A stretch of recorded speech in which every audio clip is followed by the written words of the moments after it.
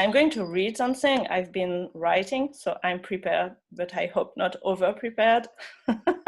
I've just been writing it this morning, so. Okay. Recently, I was on a holiday with my sister. I mean, before the lockdown. We both come from the same family where the law of the father was to disobey all rules. So back to the holiday, I had told my sister that I would join her wherever she was. We met in a small village by the sea, drove through forest roads, and after leaving the car in an improvised parking, we had to walk 30 minutes through the mountain. We arrived in an ancient village owned by some rich guy who had decided to let people live there for free. So among cactus, people live there in tents, in self-made houses, hippies, punks, tourists, young and less young people in search of themselves, even some lunatic.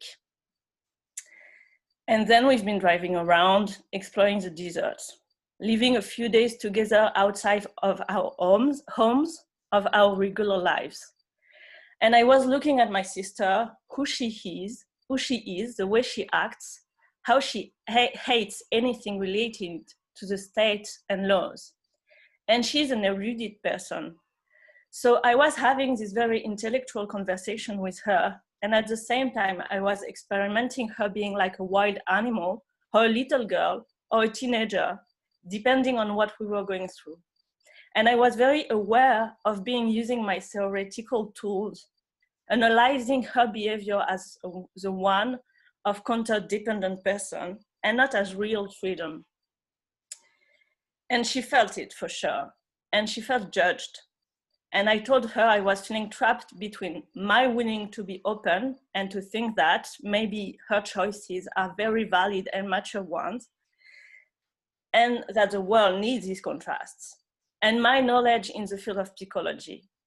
Regarding this aspect, I was seeing how making these choices that seem to always go against something, the rules, the states, which one implies sometimes not taking care of our relationship, was not looking like a comfortable place. It seems to me that my sister is very much suffering. And yes, there is valid reason to suffer in our world. But it seems to me that you can be aware of what happens in the world and still not live in this state of perpetual rebellion. So what to do with all this? Does some truth lays in my knowledge, or is my knowledge as a therapist another way of coercion? In the school where I've been trained, we talk about Gestalt as a philosophy of life. And it is true that after so many years of being immersed in Gestalt, I can see how it spreads everywhere else in my life. Like this example I have told you with my sister. But isn't the case with everything? As a filmmaker, I look at the world and specifically at movies and visual pieces from my expertise. Having studied sociology, I read at news and observe people through this lens. And as a Gestalt therapist, I look at people around me from this perspective. Maybe the difficulty here is not Gestalt being taught as a therapy or as anything else, but it is more about how to not be a prisoner of our tools, either as a therapist, either as a filmmaker, either as a sociologist, either as an engineer, a web marketer, a butcher, a doctor. It is about how to learn from an early stage, or not so early, to develop an open mind, to be aware that whatever our philosophy or view upon the world is, it remains only one way of seeing and not the truth. Maybe one truth, but probably not the truth. So a key element is awareness, to develop our inner witness. Therapy can be, I believe, a very strong tool of empowerment. Each time I am able to act beyond my fears, beyond the models that my tribe has taught me, it makes me stronger, it makes me better. Why? Because my action is enlightened with consciousness. But I wonder, is therapy, by the work it implies itself, a call to develop humanity no matter what? Can therapy create monsters? By setting free people with destructive values, for example? Does everyone have values of good? Philosopher Michel Terechenko, talking about what motivates people to submit or disobey, distinguished two different situations: the absence to oneself and the presence to oneself. He says, the requirement of self-denial is not on the side of altruism. It is the selfish, the passive individual, the docile executor, who is much quicker to give up her feelings, her value, her freedom. The destructive authority, and more than any other totalitarian regimes, demand self-sacrifice in the name of the great idol, of the bright future. And she submits without rebounding because she lacks what makes the strength of the resistant, the dissident, the rescuer.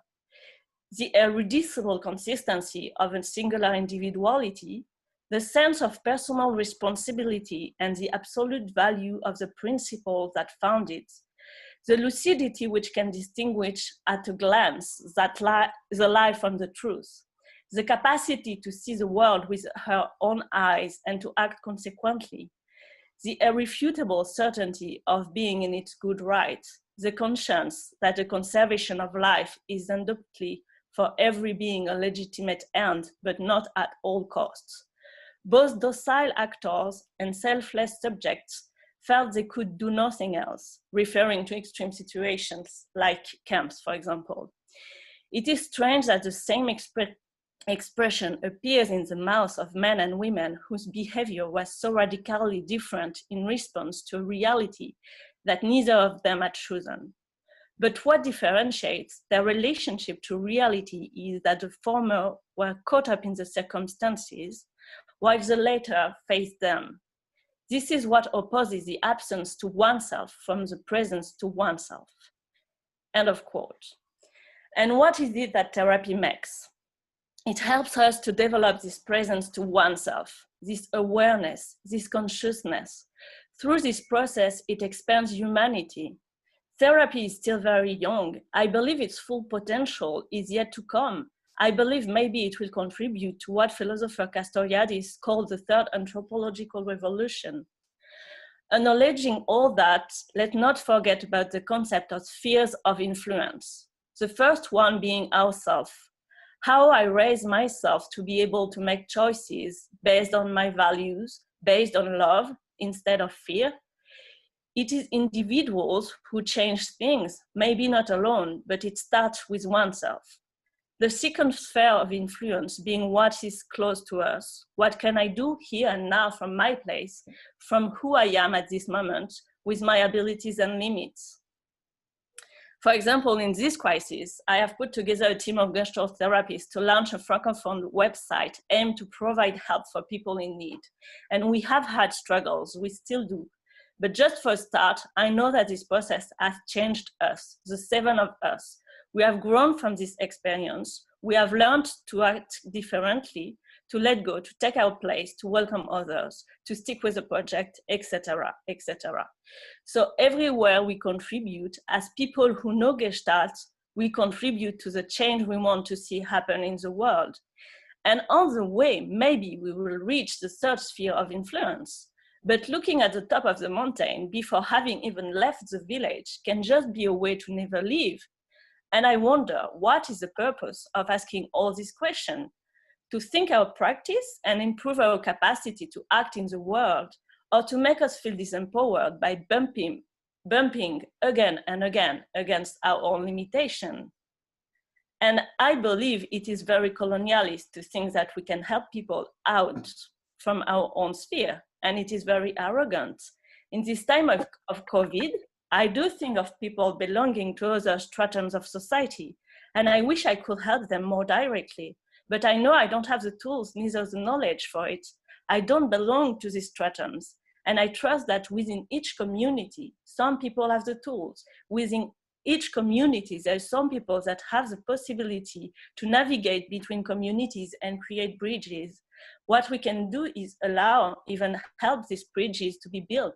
And we can acknowledge our own talents and use them here, now, with who comes to us in need for help. And this includes nature.